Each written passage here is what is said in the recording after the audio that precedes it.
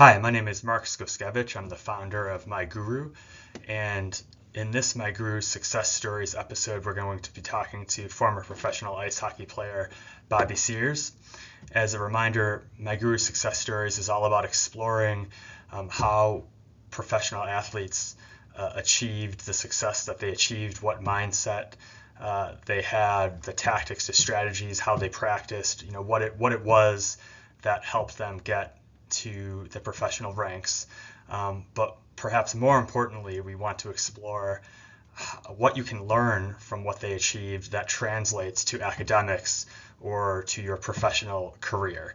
Because we firmly believe at MyGuru that professional athletes have a lot to teach us about success in general, inside and outside of sports. So I want to start with a bit of a bio on Bobby. He's somebody I've known for over 30 years. And as a youth hockey player, he played at what is called a Tier 2 AA level. For those of you who know hockey, there's actually a level above that called AAA hockey, which is actually something that I played that Bobby never played, but obviously he went much farther in hockey than I ever did. And so one of the things I want to point out now, and we'll talk about in the interview, is that he was a bit of an underdog in hockey. He blossomed far later than a lot of elite athletes tend to. So he played, youth Tier 2 AA hockey. He went to prep school for a year to continue to work on his game. He played a year of junior hockey, and eventually he found his way to the University of Southern Maine, played NCAA DIII hockey. He was a captain for 2 years.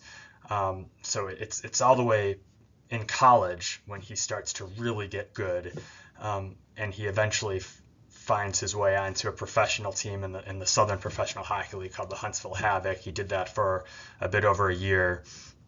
And then interestingly, once he had actually started his career in finance, he still played a few years in what is, you can kind of think of as a semi-professional league, and he's one of the top point getters of all time in that league. So after hockey, again, he'll talk about this, but he was a bit of an underdog as well as he started his career. He had to take an atypical path to getting an opportunity to study to become a CFP and to become a financial advisor at his company, which is one of the largest banks in the world. And he subsequently built a really impressive career as a financial advisor that we'll talk about a bit in the interview. What are some of the keys to success we'll learn about in the interview? Persistence, being passionate, avoiding burnout.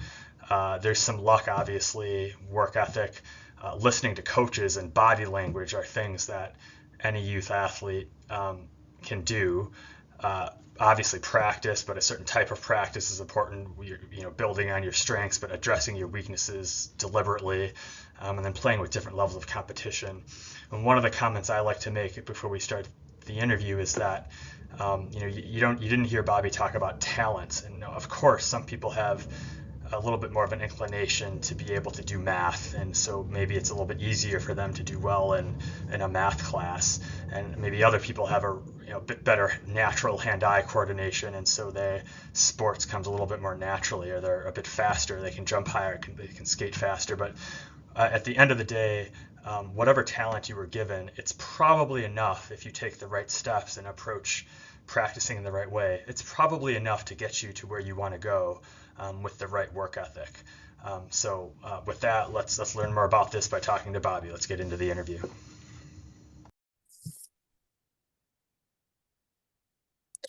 All right, Hi, Bobby. Mark. So let's start this again. I know we tried this once and it didn't work out perfectly. So take two. Are you ready? Okay, I'm ready.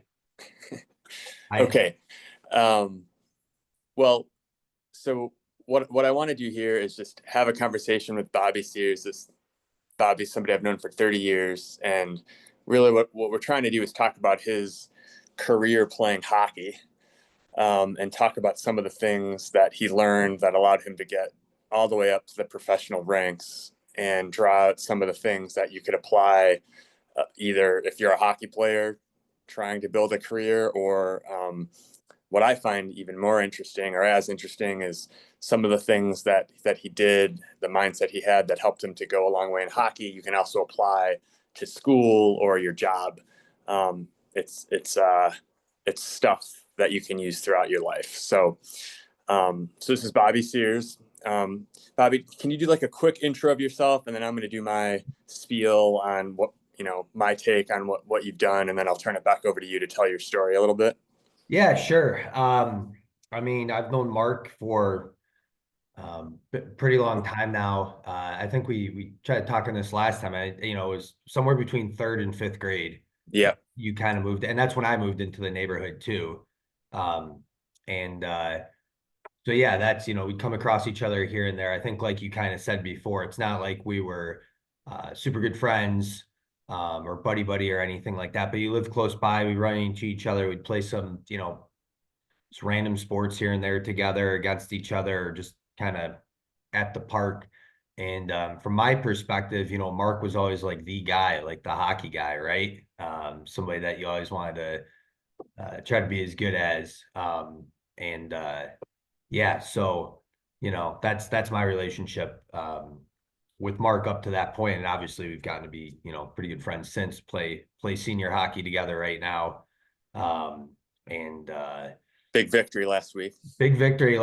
Yeah, that was my first time back in a while, so that was really fun. Yeah. So it'd be fun to say we played against some young kids, but we didn't. They were other older dudes like us. Yeah. But we showed what was up. So yeah. Yeah. So my sort of my intro before I turn it back over to Bobby to kind of just chronologically tell his story. What I find really interesting is, like Bobby kind of said, we were both very serious about hockey growing up. And I don't want to make this like, this isn't supposed to be my story, but just quickly, because I think it helps tell his story. Yes. I was very serious about hockey, played travel hockey as a kid. And when I was like 13 or 14, I made what is called a AAA youth hockey team, which is like the highest level of youth hockey, really.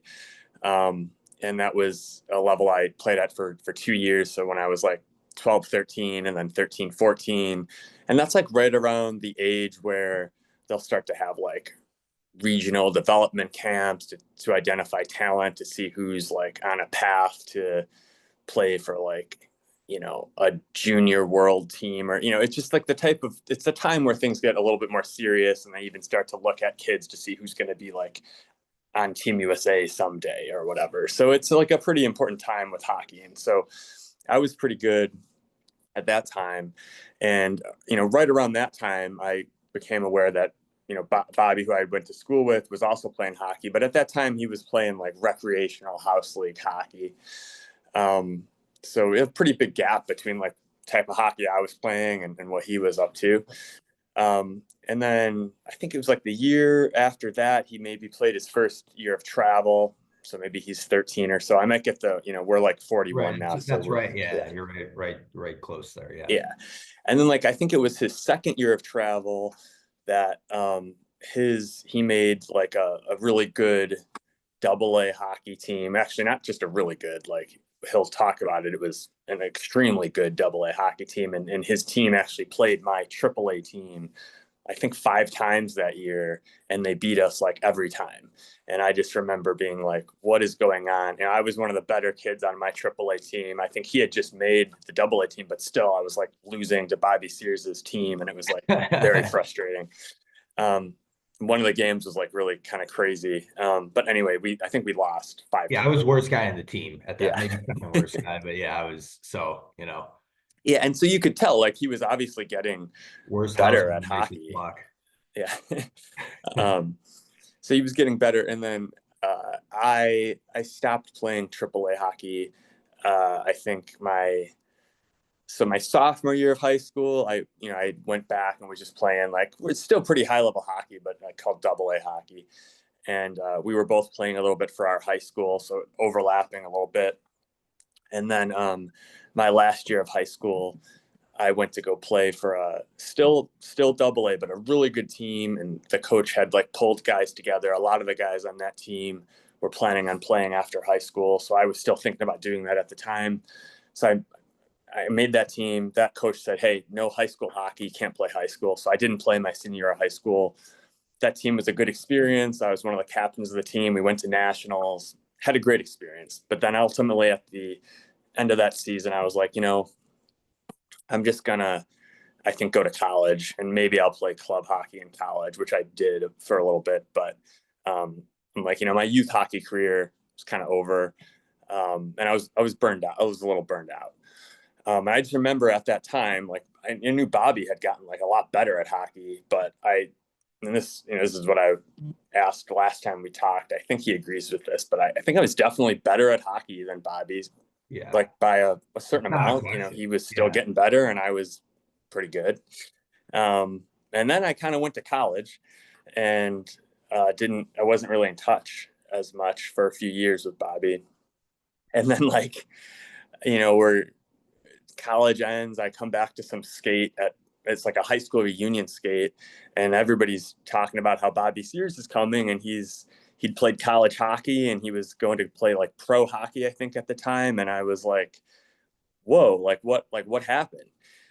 Because usually if you're going to be playing professional hockey, like you can sort of tell that you're on that path pretty early on, and that didn't seem to be the case, with you.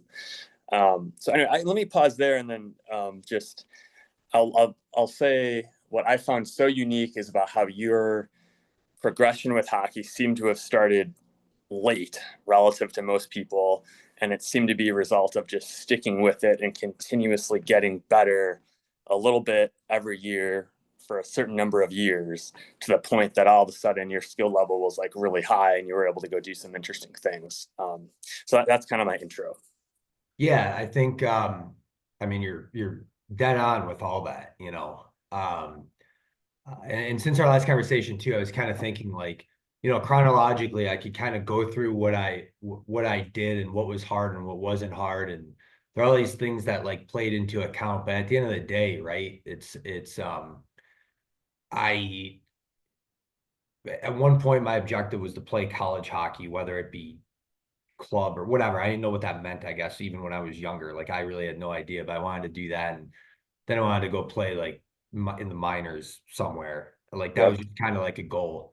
And it kind of didn't stop at all until I was able to do it. So, and there's guys that are like, I mean, we're talking like Division III NCAA hockey here, right? Which is pretty good hockey, but it's not Boston College or anything like that. But I think what you think is interesting about it, and I do too, kind of reflecting on it, is I didn't start playing until I was older. I think at 13 years old, I made my first single A team, and I wasn't a great hockey player, but I was athletic enough and other stuff where I could kind of, show up and maybe make like a single A team and do pretty good there. So like maybe that was the right level for me to be at. And then that double A team that I made that you were talking about, like I was the last or second to last guy to make the team. There were two guys, there was me and another guy that we were kind of like, you have to go out there and you have to like figure out a way to make this team, because there were guys that are more talented at the tryouts, but that was about the age where you had to kind of like do extra things in the form of hard work to make that team, do things that other guys weren't going to do, whether it be like go fight, go after a guy that's bigger than you, block shots, back check really hard, that sort of thing. And more of this is, like you said, is going to speak to kind of like hockey guys, and a lot of them have heard these kind of things maybe. But if I didn't do that stuff, like I never would have made that double A team. So I did, and I think to put things in perspective too, I think you might sell short a little bit what AAA was at the time. In the whole state of Illinois, there were 2 AAA teams, and everybody on those 2 teams were going to go play hockey somewhere in some sense. They're the best players in Illinois. They always traveling every weekend for games. And at that time too, not to sell the double A team short either, there were like 4 double A teams that were pretty good in the state. There were other double A teams, but there were like 4 that were good in the state. So how many AAA teams are there right now, Sko? I think there's 6. Okay, so and maybe like those 6 teams collectively were the equivalent of the 6 right now. I have no idea. I know hockey is very watered down right now in the sense that there's a lot of teams. There weren't as many teams, or less players when we were younger too, but there weren't as many teams. And you're always kind of playing good competition with those teams together. But yeah, our team was like a random one that was put together, uh, Yep. kind of cherry picked. Like the guys in the first three lines were a lot of them played AAA before, whatever that was, and then the AA team that you went to, same sort of deal, Yeah. right? It was all guys that were kind of handpicked. Um, But for the hockey people that are hopefully listening, if anybody listens to this, um, that AA team that you made at Glenview, it was a pretty unique situation. Like yeah, of those guys, didn't like I mean, you and like six other guys played NCAA college, and then yeah, even beyond that, like of a yes. team that had like 13 kids, because you didn't even take a lot of kids on that team, right? Off the top of my head, I mean, I'm not going to say names, but there was one guy that ended up going and playing Division One at Northeastern. Another guy played at Notre Dame Division One. One guy went and played lacrosse at Denver. He was probably like, I think Denver or Colorado College, but he was one of the, at least probably our best defenseman. Yeah. Um, there was other And guys that Jeff went. played D3, right? D He Fran. played Yeah. D3.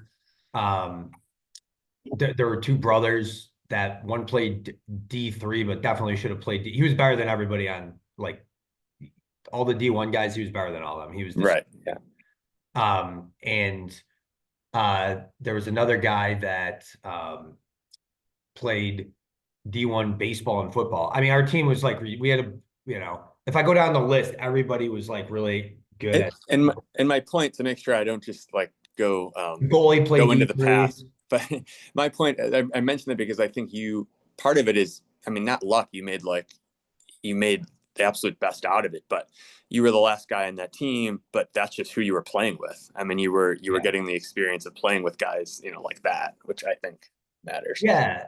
And I think like what got me to that team was straight up hard work. Yep. You know, like that's what got me to that team was just Yep. straight up hard work. There was nothing more or less than what that was. And yeah, we ended up winning a national championship with that team, which was pretty cool. And I know I mentioned last time that I was on the I think I got like three shifts the whole state championship game. Like I sat on the bench pretty much the whole time. And then by the national championships, I was on the second line. Yep.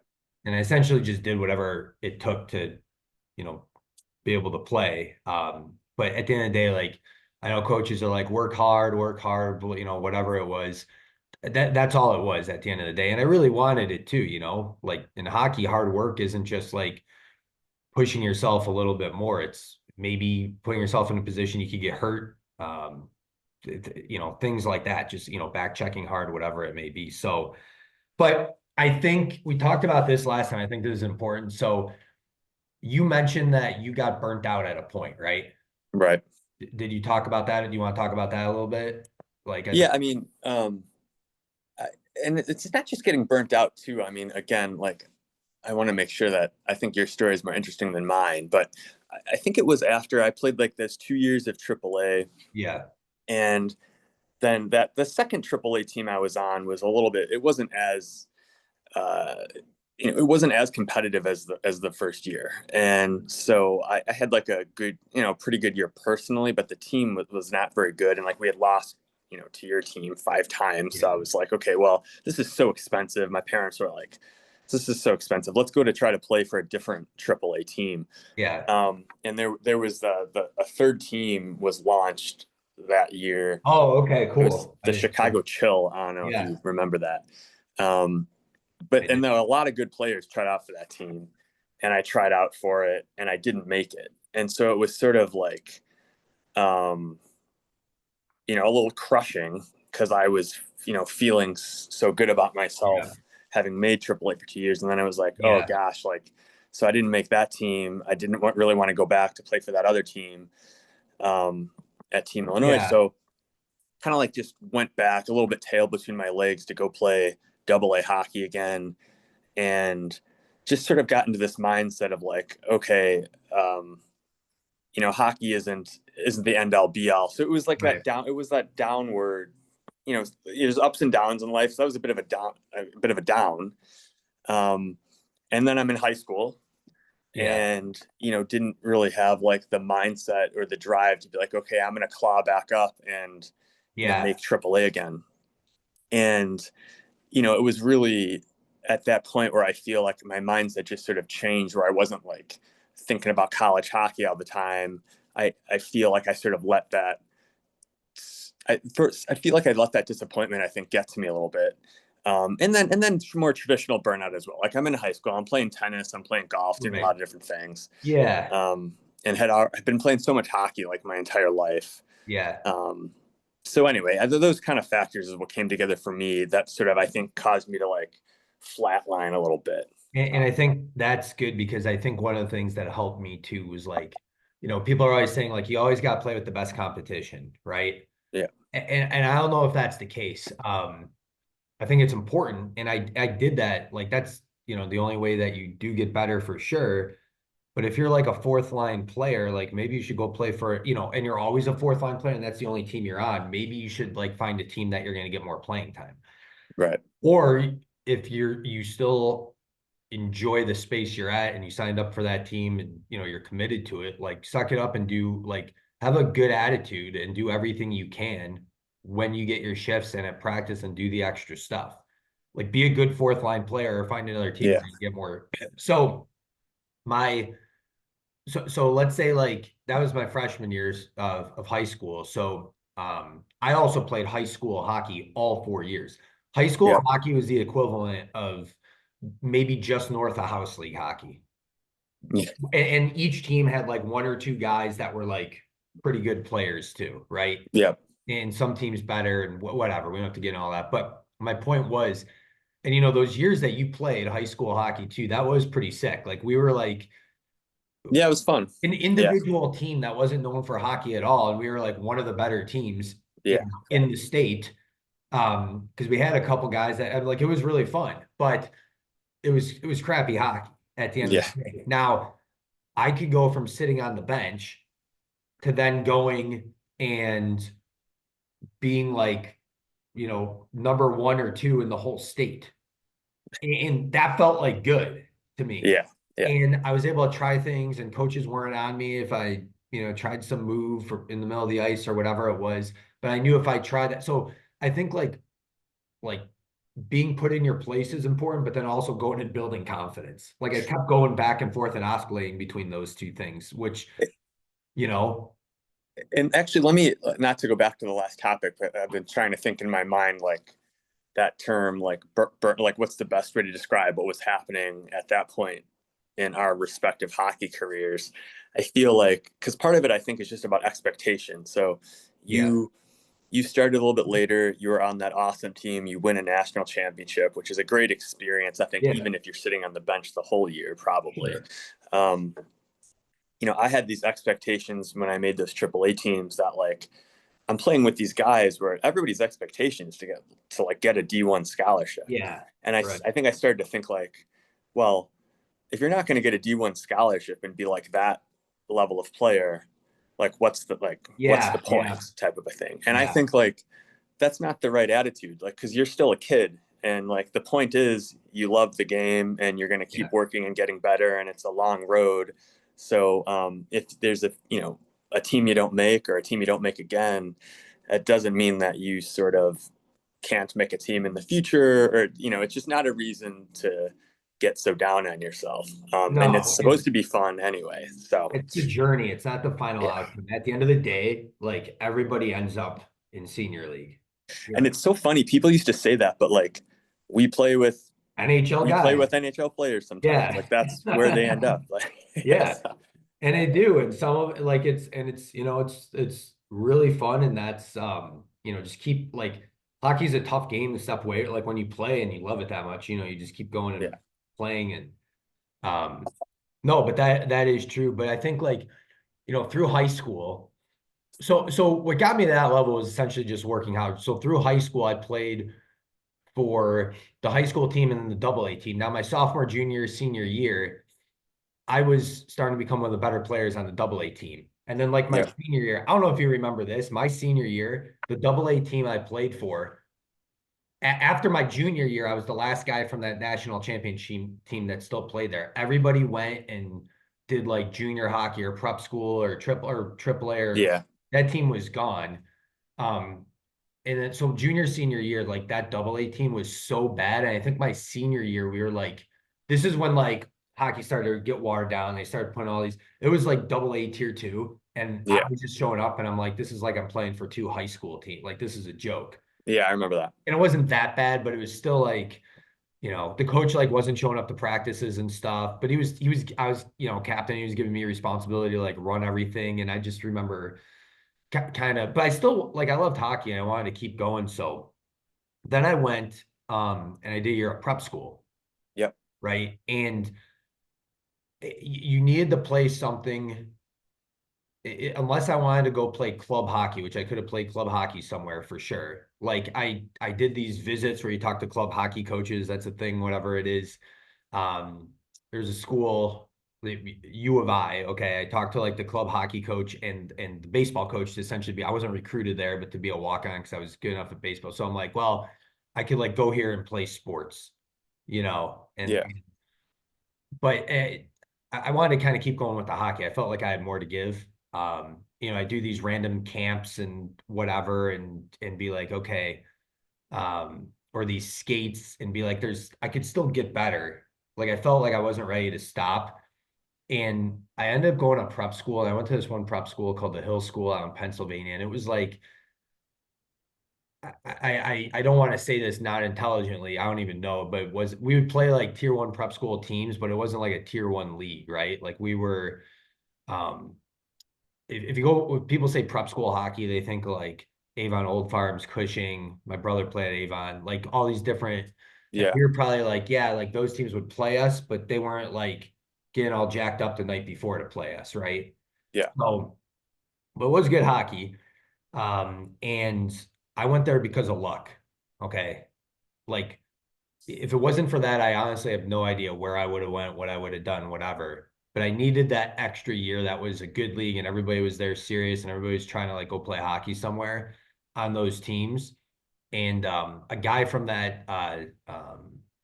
those AA teams, he was really good. He went there prior to me and essentially vouched for me to go there. Yep. And then I went there and, did my hockey and baseball. And you want the rest of kind of the path of where I went. Yeah, like let's just work through it in rapid fashion. Yeah. Yeah. By the way, that's a Joe Ori shout out, right? That's who got you to that. Yeah. Yeah, you get him on this too. I mean, he has he was really good hockey player. But yeah, he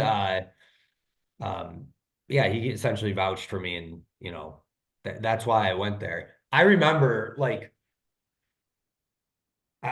first practice that I was there and I tried this move or whatever. I go like this and like I used to like dangle the puck out when a guy lunged for it. I would just like slide it through their legs and like kind of sidestep a guy. Yeah.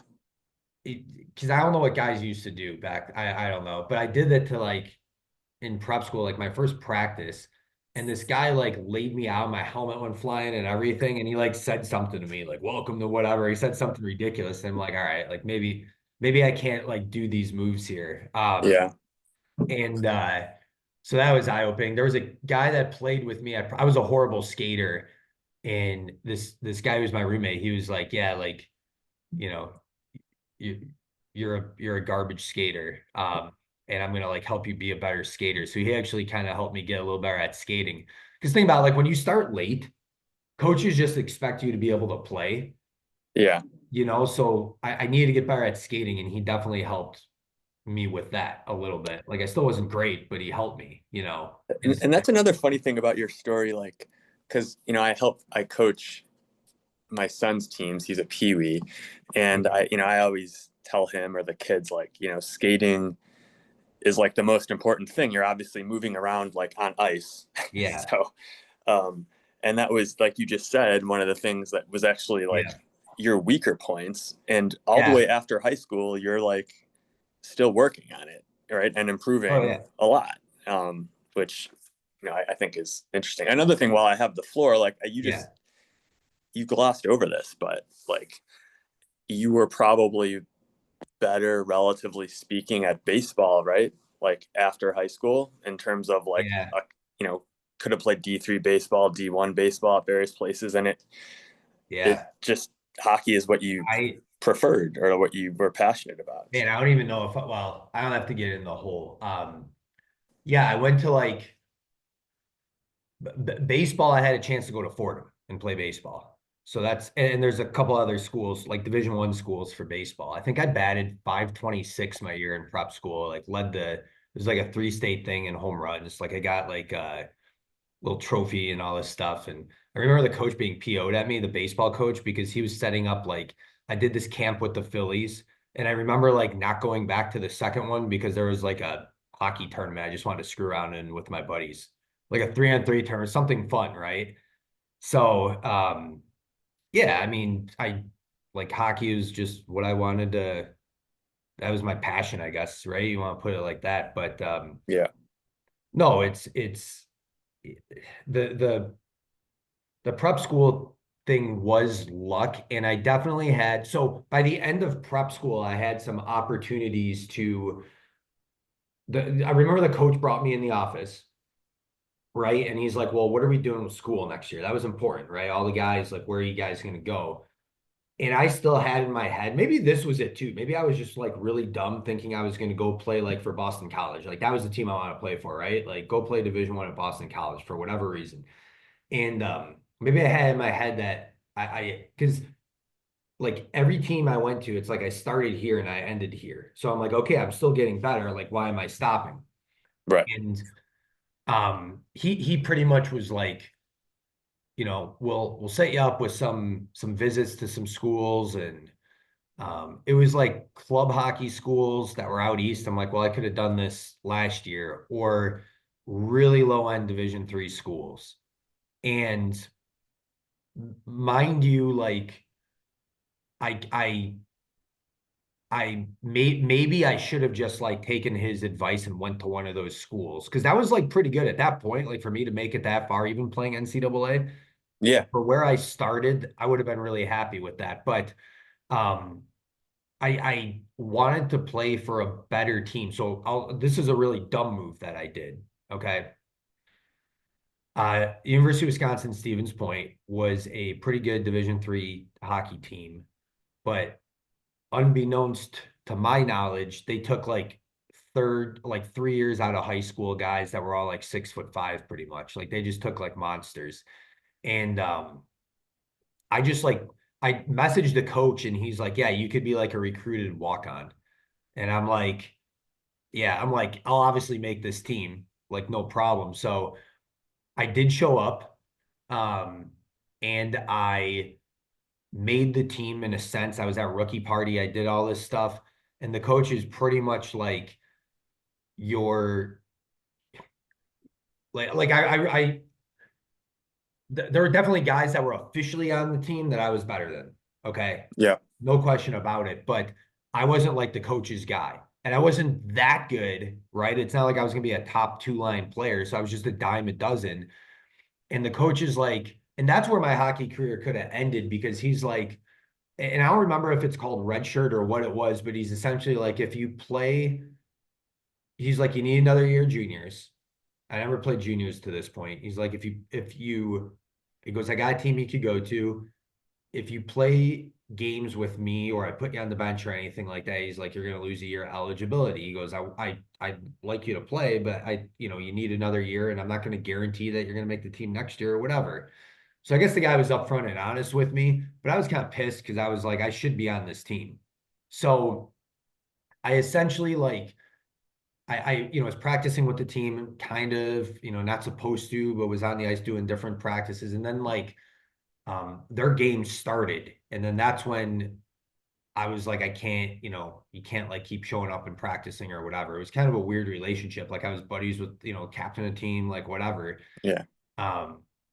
And you were enrolled. You were obviously had to be enrolled. yeah, I did a semester there. Yeah. So I finished out the semester, but so he had a junior B team for me to go to. Now at this point, I know that if you go play junior B hockey, like you're not going anywhere. Yeah. At the end of the day. And I'm like, okay, I have to play for a league that and this is me doing this by myself. So that was probably a poor decision that I went there, but I still wanted to keep it going. So I researched, I sent Because I think, USHL. Bobby, this Yeah. part of the story, I think, is where I just want to acknowledge like what you're describing. This is prep school's a year after high school. This is the year after that, Yeah. right? So, like, if you're a parent listening to this, and there's also a lesson here, which is like there's pros and cons to like really loving hockey and wanting to work hard at it and get somewhere. Like, Yeah. this is, risky. This is Heck yeah, it is. second year after high school. You're not in college. I mean, I guess you have a semester here that you just finished. But anyway, you're figuring out the next thing to do. So good. Keep going. Yeah, I mean, truth be told, like the prep school thing, like I feel like I needed a year between high school and college to be like, here's how you're, because you're on your own. Yeah. Like here's how it is to kind of be on your own, but not go to college and like get yourself in a really bad, because I've seen guys go to college and just make dumb choices right out of high school too, right? So yeah, some value in that. Maybe that helped me, maybe it didn't, whatever. But I think like the resiliency that I had to like just keep going. yeah, And I found a league where like I did send USHL guys messages, and some coaches were like, yeah, show up to tryouts next year, like, just kind of saying stuff, but no one was like, hey, here's a spot. And that's kind of what I needed. There's this league called the EJHL, the Eastern Junior Hockey League. It doesn't exist anymore. It sent collectively more guys to to college teams than the USHL did. USHL is way better, okay? It was just like a numbers thing, and that colleges were close to where this league was. It was out east. The coach is like, yeah, come on out for 5 games, essentially. They were the worst team in the league, where they're like, we're gonna clean house, come out for 5 games, and let's see how you do. And it was kind of like around holidays. So I got in the car and like drove out there. And what was that team called? Valley Junior Warriors. Valley Junior Warriors. I think that because I did a little bit of research after we tried to do this the first time. Yeah. I think first of all, I don't think Junior B is even a thing anymore. It's like USHL, NAHL, and then there's like tier 3 Junior A. So for some reason they just do tier 1, 2, 3. Yeah. But I think the league you're talking about is considered like equivalent to the NAHL now. So it's like, just a step below the USHL, but it's still legit, very good. But then like within that league, there's like different tiers, and like, so it was not the USHL by any means. There were NAHL teams that were good, but this league was definitely better than the NA at the time. At the time. From what I gather, maybe there's some NA guys that will hear this and they're like, no, he's wrong. Like, I don't care. Like, fine, Yeah. It's no, it was good. And I went there and I did great. Like it was good. Coach obviously kept me on the team. He cleaned house with other guys. And that was cool, like there was the coach had a house that he put us in, so I was with like 2 other dudes that came from prep school, some guy that played on like the Latvian national team. It was crazy, like it was just fun being there. And I mean, there's literally scouts at like a lot of the games, like a lot of them. And I'm like, oh, this is, yeah, I say scouts, like, right. Like, I mean, we had, I think he was drafted he played in the QHL or Quebec Major Junior Hockey League after us. But no, just guys that would come and go. And Cal McLaren practiced with us. He was NHL hockey, but no one knows who he is. But he was played in the NHL. Yeah. Got let go from Boston or something, put on waivers, and he was going to San Jose. I don't know, but he would practice with us. But yeah, so I was there. Now, I still, in the back of my head, I still think I'm going to play like Division I hockey, right? And I had put up enough like points, statistic wise. I wasn't like best player on that team either, but I put up enough where I felt like there were guys like, oh, this guy's going to play at UNH. And I'm like, he's not that much better than me. Like, I feel like I could, I'm playing with these guys. I'm doing good. And I didn't say this last time. I got my wrist skated over when I was there. Like that was crazy. So I missed maybe like 10 games that were like, and then they stitched me up and they, kept playing, but I missed a lot of time where there were coaches that my coach sent messages to, and they're like, we'll be at this tournament or this set of games on this weekend, and I wasn't playing at the end of the day. Hold on one Yeah. second. Give me 1 second. I gotta hang up this. No problem.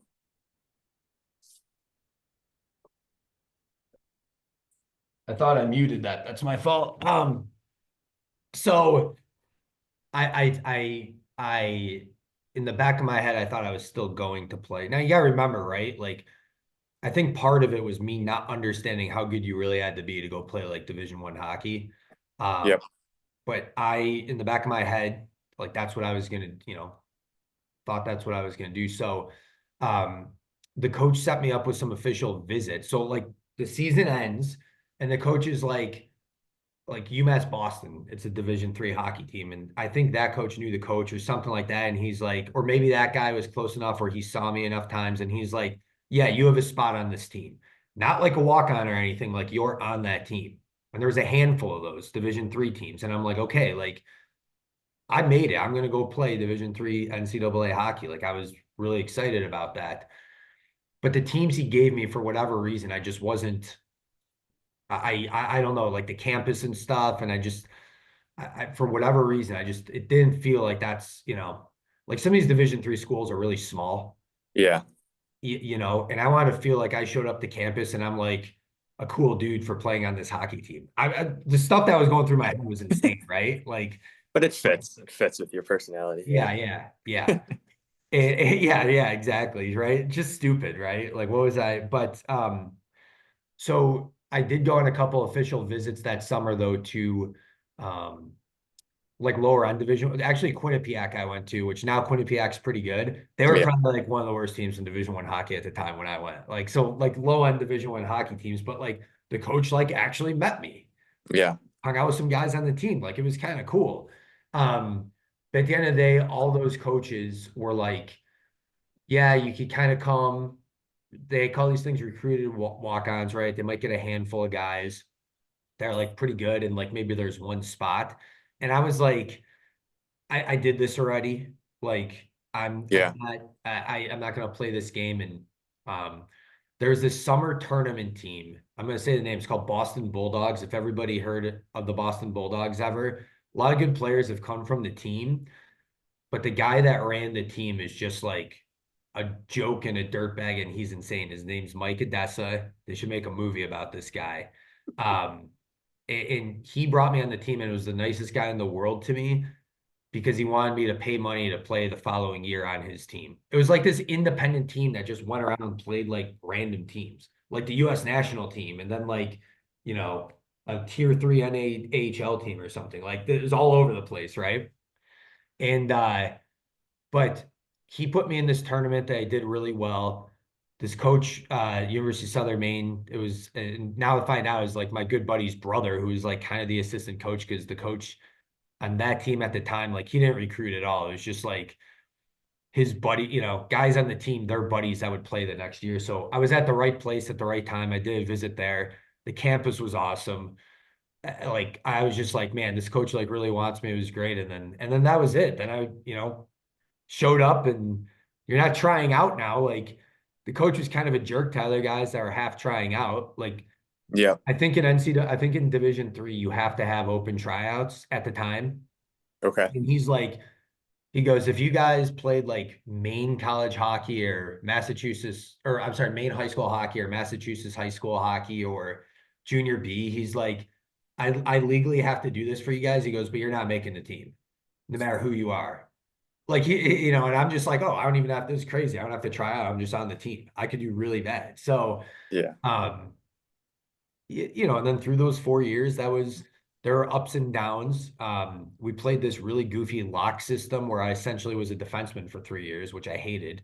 Because I was like a go guy, and he's like, yeah, just kind of stand here and don't attack and whatever. But then at the end of that, it's not like our coach you're not getting drafted. You're not going anywhere really good after Division III hockey, even if you're the top player. Unless you're making an attempt to go reach out. Although before you continue telling the rest of your story, again tying it back to my story, something that intersects, which I just found so funny. Yeah. Because when you showed up, now we've been playing men's league together for almost 15 years, I think. And for a good chunk of that time, you had Ben coming out to play with us. Yeah. And I know we've talked about this, but when I was playing AAA as a Bantam, so when I'm like 14 or whatever, Ben was on my team as playing up. Yeah, he was younger. Yeah. So this guy Ben that we both know, when I'm 14 and playing AAA and Bobby's like just starting with travel, Ben's like one of the top, like literally one of the top 10 14-year-olds like in North America, or in the US at least. And his story is kind of funny the way he tells it, actually. Yeah. Because he's a guy that was like up here and then just like never got better. Right. And I think he was super cocky at the time, but he's not a cocky guy at all in any way. Yeah. But he just, I guess, I don't know. I don't, maybe someday, maybe I'll interview him, but I don't even know what his story is completely. But he ends up at Southern Maine, right? Like you meet him and he's on your team at Southern. I didn't become buddies with him, really good buddies, till after high school or after college. He was like younger, right? Like he was younger or something than me. Yeah. So yeah. Okay. But yeah, what happens after Southern Maine? Yeah, so I send out you have Division III NCAA that, if you're like a top club hockey player, let's say, there's enough at the time. There was enough. I keep saying at the time because I know things have changed, and I have no idea what's going on in the hockey world now, so I don't want to act like I do. Yeah.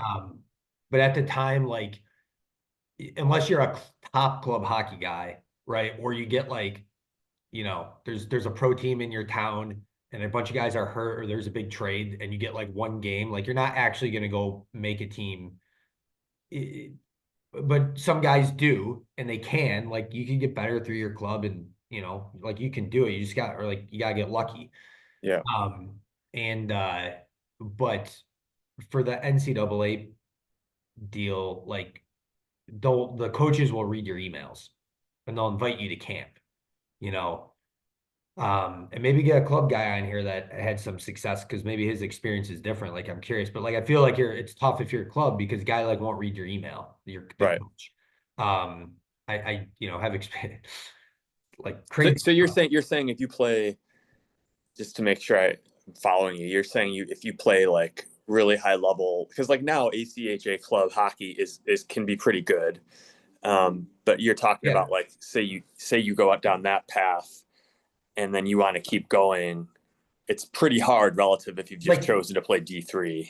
Yeah, if you're the top player in that league and have 200 points, just being like, I play at Lindenwood, that's a good team, right? That's a word. Yeah, it actually became D1 a few years ago, but I know. So now he got a real good shot. Okay, yeah. See, that's how far we moved on. What's a good club hockey team? Arizona also became D1 because every Canadian wants to go there. Well, I mean, U of I has a really good D1 Okay, team, so like U of I, if you're like leading the league by however many points, and you send a lot of these, and when I say pro, let's say SPHL and higher, you send them like a message, they're just not going to read your message. Right.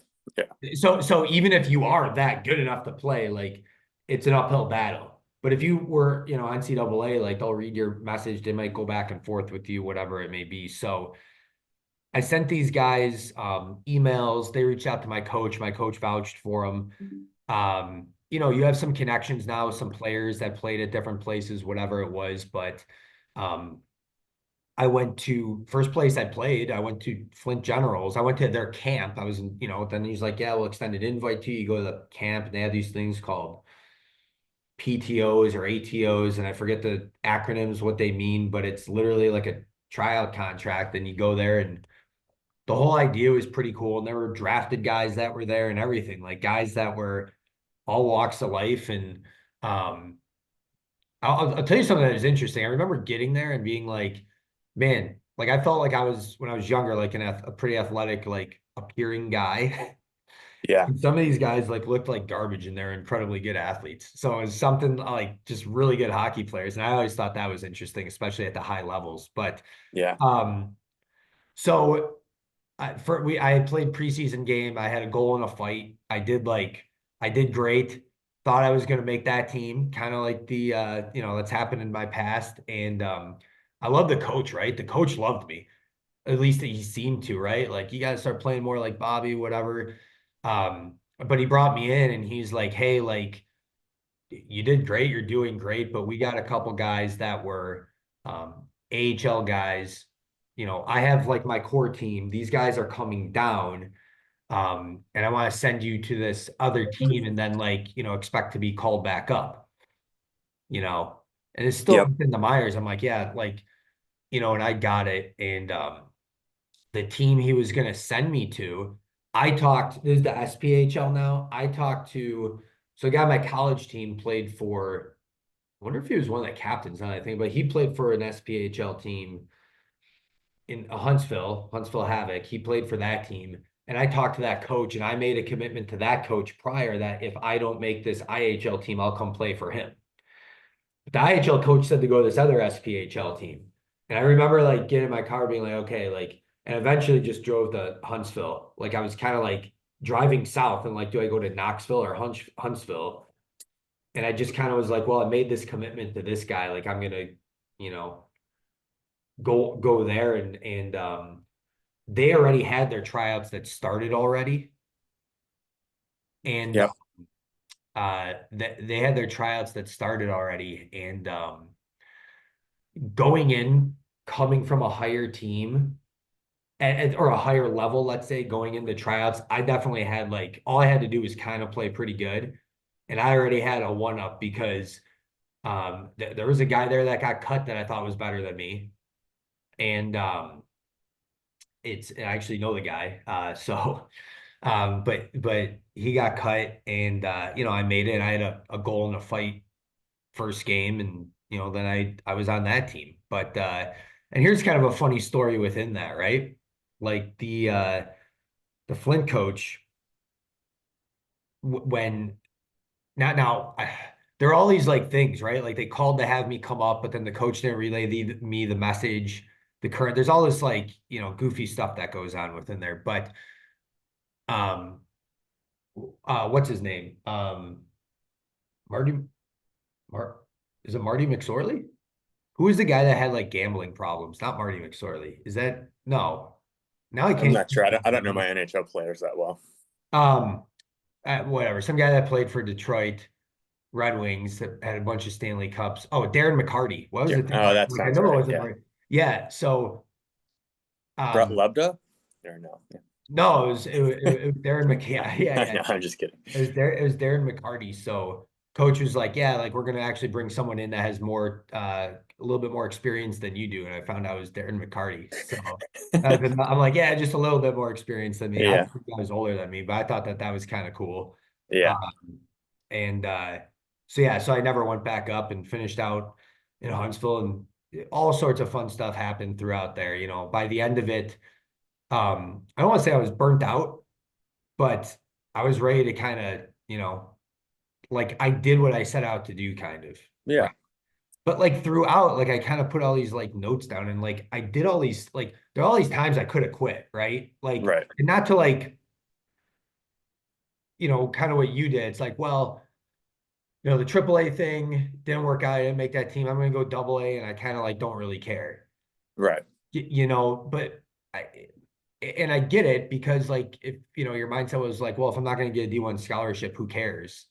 I think just being resilient in different ways, whether it's hard work or sending coaches all these emails and calling them up and blowing up their phones and just doing all these things to do whatever it takes to make the team. And then once you're there, kind of go out and prove it. Like I'll do what it takes, whether it's fighting or blocking shots or hitting or, you obviously have to go score some goals too. But yeah, I think that helped me continue to kind of, get to that next level. But there was a point in time where I had to kind of be smart about it and say, I'm not good enough to be a normal player at a Division I level. So, and I probably won't be, so this is where I'm going to kind of draw the line. Right. Yeah. Yeah. I think like there's, one thing I just wanted to say, like when we were talking about like the definition of getting burnt out, and I was telling my little story. It's funny, it's nuanced because I never, even like 5 years after high school, I never would have said like, oh, you got burnt out and kind of gave up because you didn't make that AAA team. But I just think like there's a certain psychology to like sticking with it deep down and being and just like rolling with the punches and like continuing to work towards your goal that is sort of required. And especially if you're trying to get to pretty high levels, like playing NCAA hockey or pro hockey, where you just don't want to let yourself get too knocked down by a setback. I mean, the journey's awesome, right? Like, I mean, if there's a setback and you're gonna have setbacks. Yeah. But it's fun to after you kind of get past those, it's fun to look back and say, man, that was like that went pretty good. That was awesome. I'm glad that I was able to do that. And but at the end of the day, like there's there's guys that maybe their goal is just to go play club and keep playing. You know? And I think that's awesome. Yeah. And especially by the way now, like club hockey, from my understanding, is it can be, depending on where you go, it can be a very serious, great experience. Which is even better. So but there's a lot, from what I heard, there's a lot of club teams, and there's like the top club teams are way better than the bottom club teams. Let's say. My point is, like, let's say you're a guy and you're like, well, I'm not going to be able to play for like one of these top club teams, but I just want to play for like I'm going to go to this college and they have a club because there's a good engineering program that's good for me, but they have club hockey and I really want to like, make that, like, take it serious in a sense. Yeah. But work out, like, don't just say, well, I'm just going to kind of show up and if I make it, I make it. Like, get real about it, because it's like sometimes I sit back and I think like, man, like, how serious were we in Division III NCAA hockey? Like, really freaking serious sometimes. How serious were we in the SPHL or whatever? Like, real serious. It's like, you could step back and be like, that's ridiculous. Like, it's just Division III or it's just the SPHL. Like, why did you guys take it? It's not the NHL, and it's well, so what? There's no law that says you can't take it serious, and it's fun to do that. It's fun to, be competitive. Yeah. I know it's almost embarrassing on some level, but I think that we try to keep it within reason. But even playing 41-year-old men's league, when we're playing younger guys who are good, like, I think we take it pretty seriously, and I think we enjoy that. So but so you take it seriously. I certainly. So before we move on, I want to talk a little bit about what you did after hockey, but you've kind of been doing it already, but like, if you had to try to summarize like some of the things you did, I don't know, strategies, tactics, mindset that like helped you continue to get better and make some of these teams, what would you offer? Just be like resilient. I think, there's a handful of things that I wish that I knew when I was not just like younger, but I'm talking like even in college. I'm talking in minors where like afterwards, I'm like, oh my gosh, like if I would have known A, B, and C, I definitely would have been better. Like, I'll tell you one thing, like you read something, you hear from a nutritionist, like hydrate, drink a lot of water. I used to be an unbelievable practice player, and then I'd crush like 2 gallons of water before a game. I'm exaggerating a little bit, but I would drink a lot and I would like stretch like crazy. Like, I'm really going to be ready. Well, now we know if you drink too much water and you stretch too much, you're going to play like garbage right before you play. I used to do the craziest things to try to prepare to get, massive pasta dinners.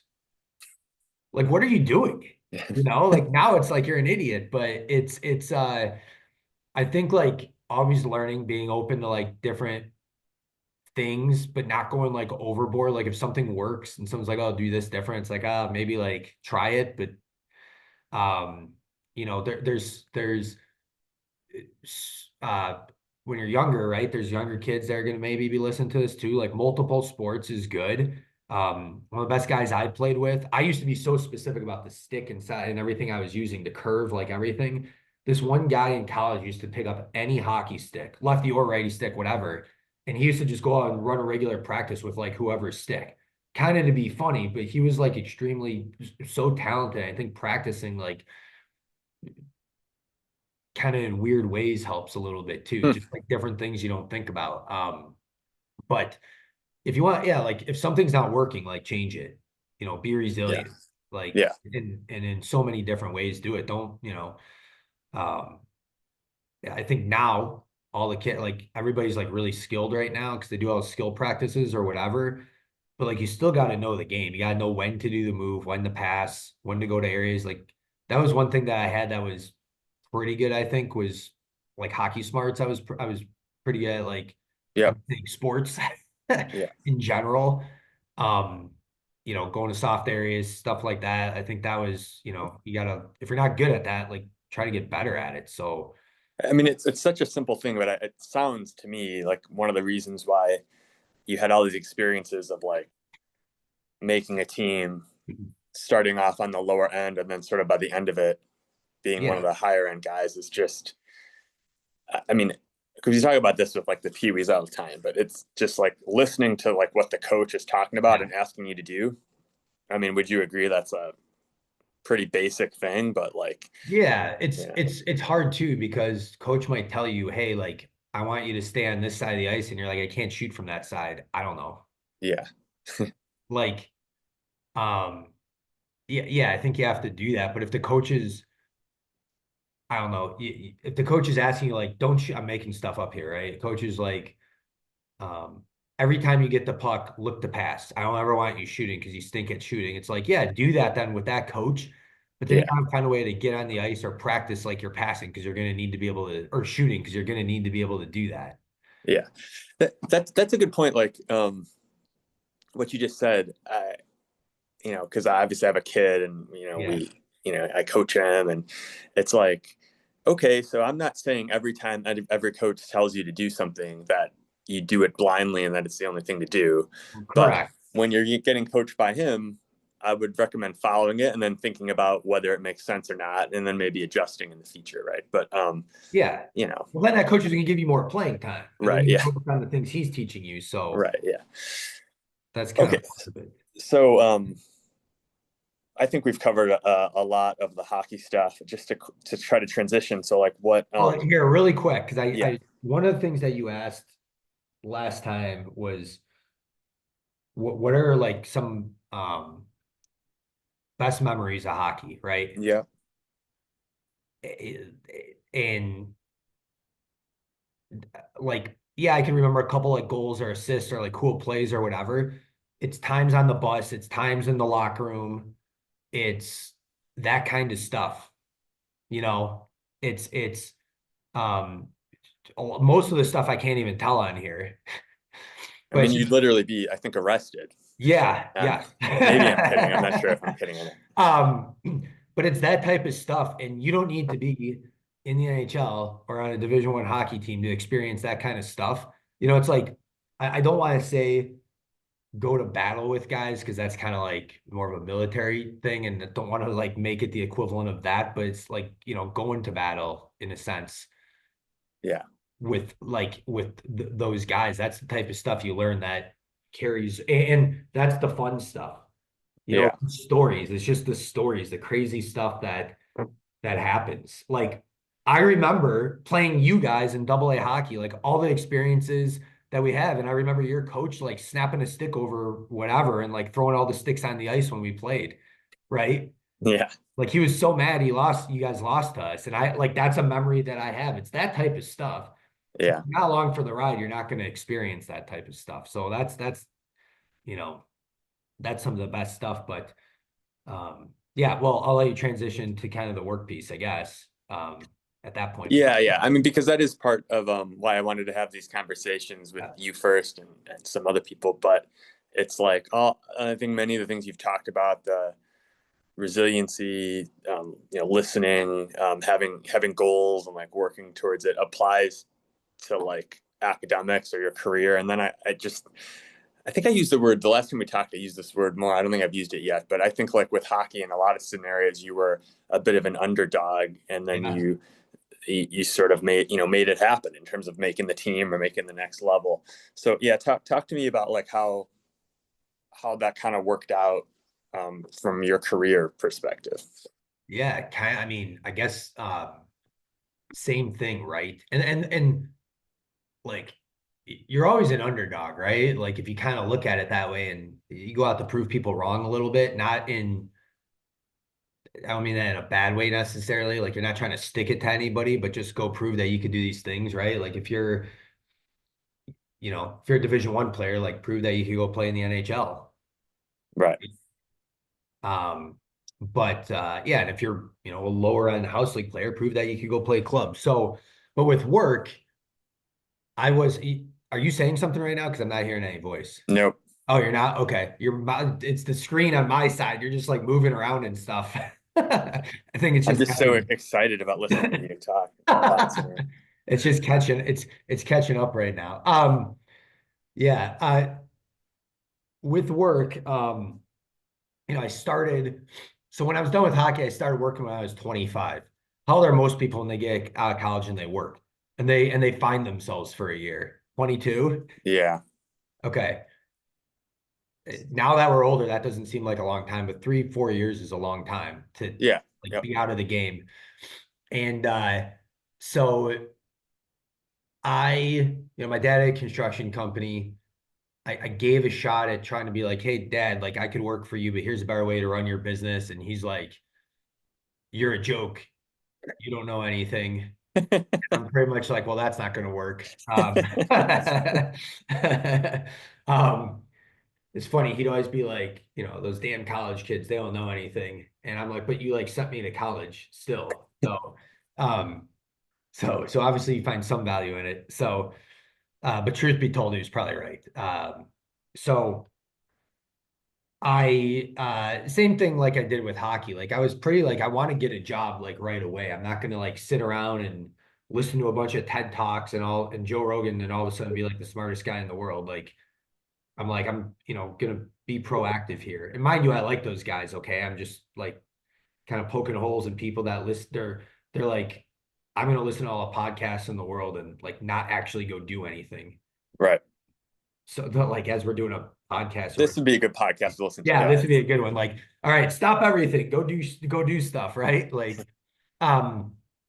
but I essentially got a job in a bank, at a pretty low end position. It was in 2008. So obviously things weren't great from the economy standpoint.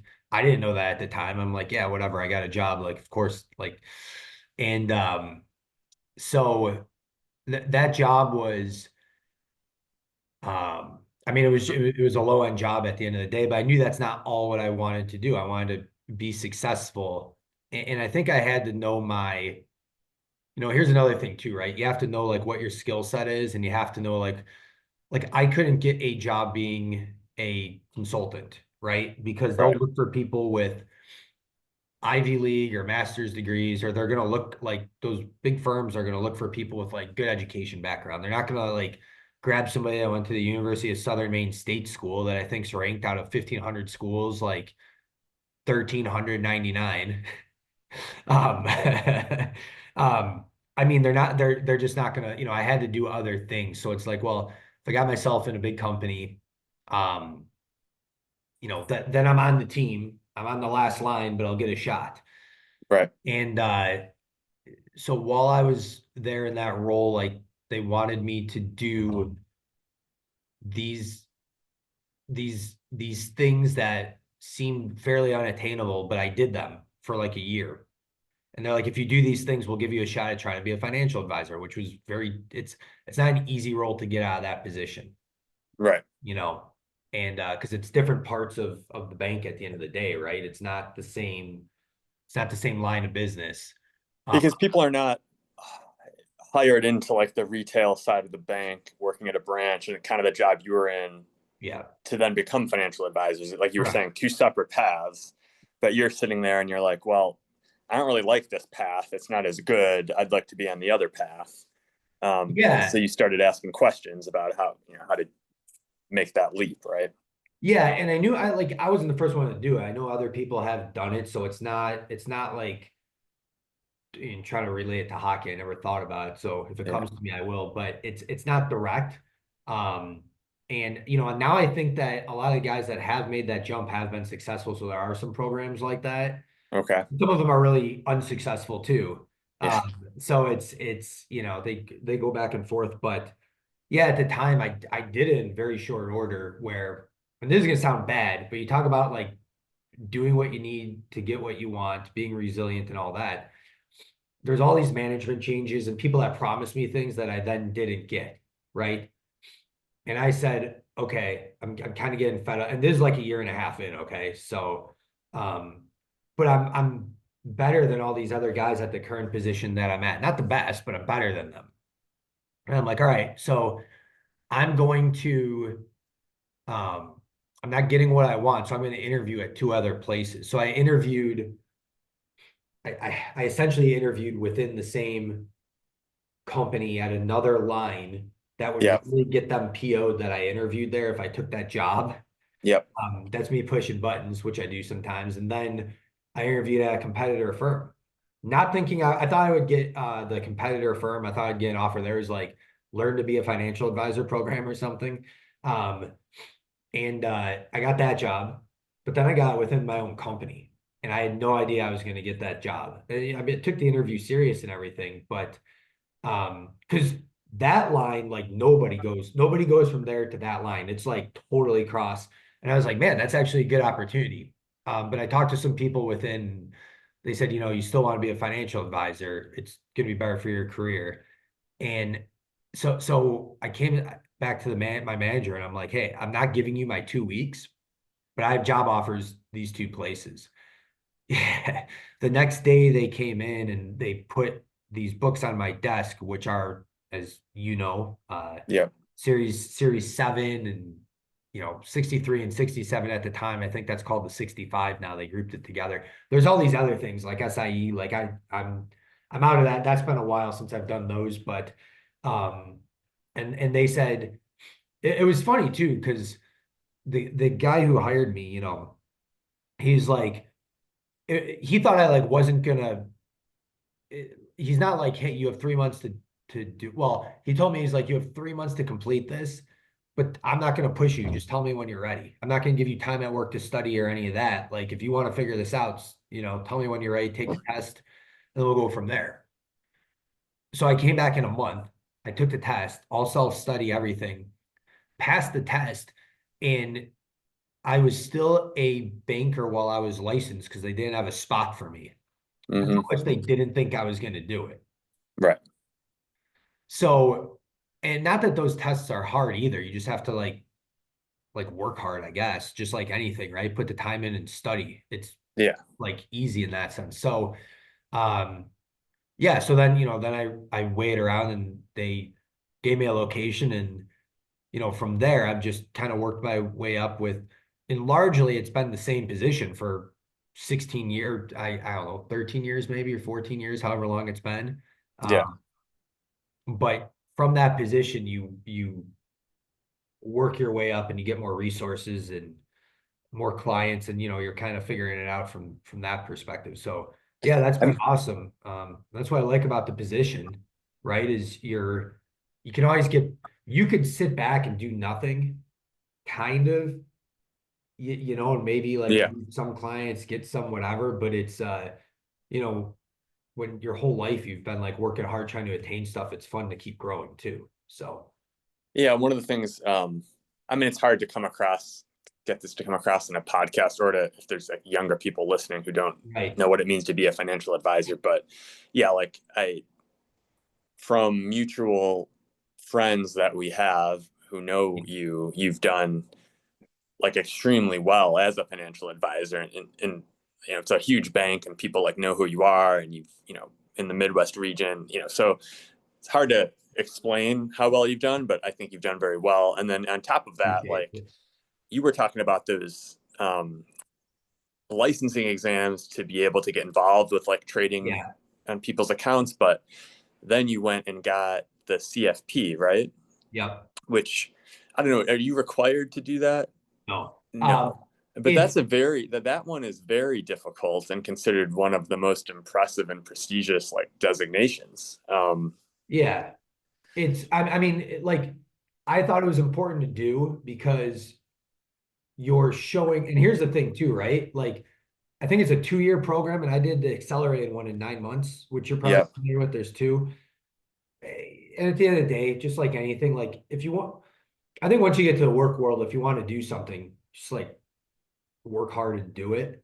But the CFP shows that you're serious about your career, I think, with your clients at the end of the Yeah. day, right? Like, yeah, you learn some stuff, but just like anything, like you go to school, I don't know, like if you're hiring people for your company or you go anywhere and you're trying to hire people and somebody went to like a poor school, but they got like straight A's, like they're still showing that they're serious about it. But if they went to a mid-level school and they're getting like B's and C's, like you're not serious about what you're doing.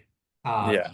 And I think that's what my clients want to see is that I take my job serious. But I think that yeah, you're talking to younger people too, right? Like if you're in high school and you're just going through the motions, a college recruiter might see that. Your main goal is to be on the chess team at some college or whatever. I don't know anything about this, right? But it's like there's things you could do to show that you're committed and serious about it, like whatever level Yeah. you're at. So that it's a great reason to get that, right? I mean, you're very familiar with the CFP, so that Yeah. Yeah. And I mean, just to wrap it up and draw it back to hockey a little bit. I mean, the reason why I wanted to have this conversation is I think like there's just this theme of like having goals, working hard, practicing, getting a little bit better over time, and then that adds up to being like really good at something. And I feel like that's what you ended up applying to like your career as a financial advisor. Oh yeah. I And got a funny story for you. Like, so when there's setbacks, you always got to figure it out, right? right. Like you're gonna have setbacks, but it's like how you respond. And you never want to be complacent either in whatever you're doing. I think that's important. So this is going back. This is ridiculous. I did this, but this is going back maybe 6 years ago now. So not that long. And I was fishing in Louisiana with that guy Ben we were talking about.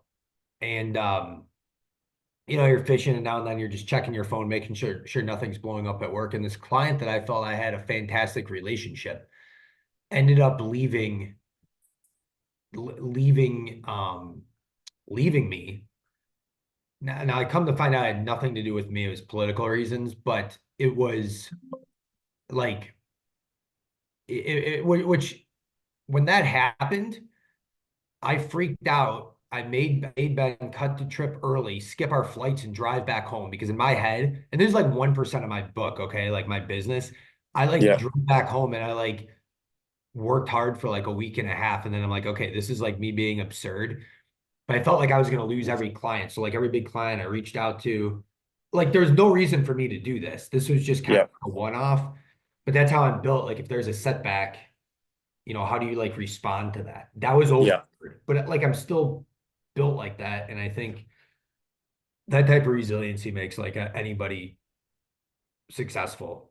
But yeah, like instead of shutting down a little bit and letting like just kind Yeah. of wallowing in like the negativity of like losing a client, you're like, okay, I'm going to respond by Yeah. doubling down and making sure like I'm all set with the rest of my clients or improve Yeah. what I'm doing. So yeah.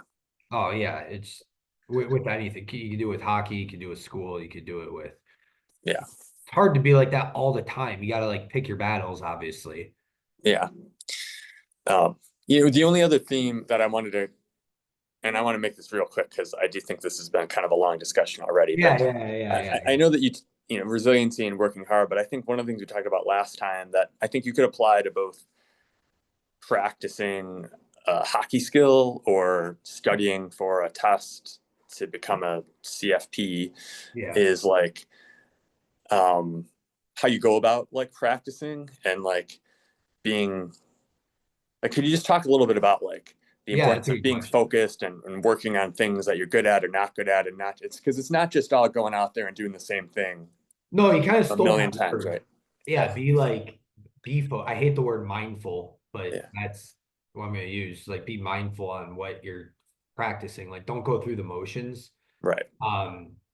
You know, if you're studying for the CFP and you get, you know more about this studying stuff than I do, obviously. But like if you're doing anything and you start to lose focus or you get tired, like step away and take a break. Yeah. Then like come back. If you're working on like, I'm a believer, if you're working on your shooting in hockey and you're like, we did talk about this the last time, didn't we? That A little bit, yeah. So like if you're gonna take 100 shots, don't go through the motions and take 100 shots and check a box. Like take 10 really good shots. That's better than 100 like subpar shots. Yeah. You know, like if you're gonna practice, like what am I working on today? I'll do this in men's league sometimes though, which you sound ridiculous. And Yep. I tell myself I'm gonna do it, but then sometimes I get unfocused. There's no ramifications now, so it doesn't matter. But Right. like I go through these places where I like don't play hockey for a while, right? And I'm like, man, I feel like I have tunnel vision. I need to like pass more. Yeah. So I'll go out there and I'll be like, I'm not going to shoot today. I'm just going to pass. Yeah. You know, Because you're working on something, right? yeah, I'm working on something. Yeah, Yeah. it's kind of what it is. So, I think, I mean, that leads into anything. I think you have to show up, you have to practice, but know like what you're practicing. Right. You know? Okay. Well, I mean, I enjoyed having this discussion. Yeah. I really appreciate you doing it actually for the second time.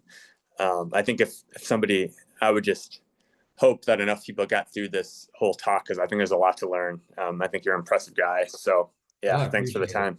I look forward to hearing you got to do have someone interview you and do, you know, your story too, because you obviously been super successful with yourself, right? Yeah. All the stuff you've done. So that's like, you know, and you're doing this, like no one's telling you have to do this.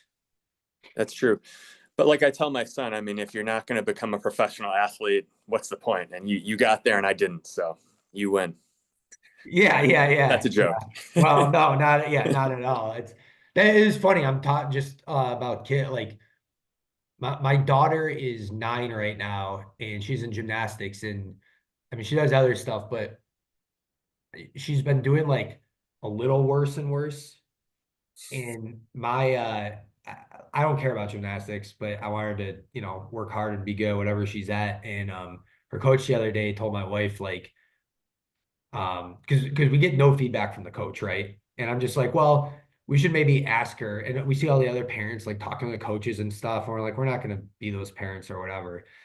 So I'm like, just ask, like, if there's something, you know, and at the end, like whatever it is, and they're like, she screws around, like she's extremely talented, but she screws around, you know, and doesn't like pay attention and whatever. She's not disrespectful. She's just not focused at all. Yeah. So she's 9, right? She's in 3rd grade. It's like, so is this something that I even like if I bring that up to her the wrong way, is she going to stop having fun? Right. She's going to quit. So like, what's the right approach?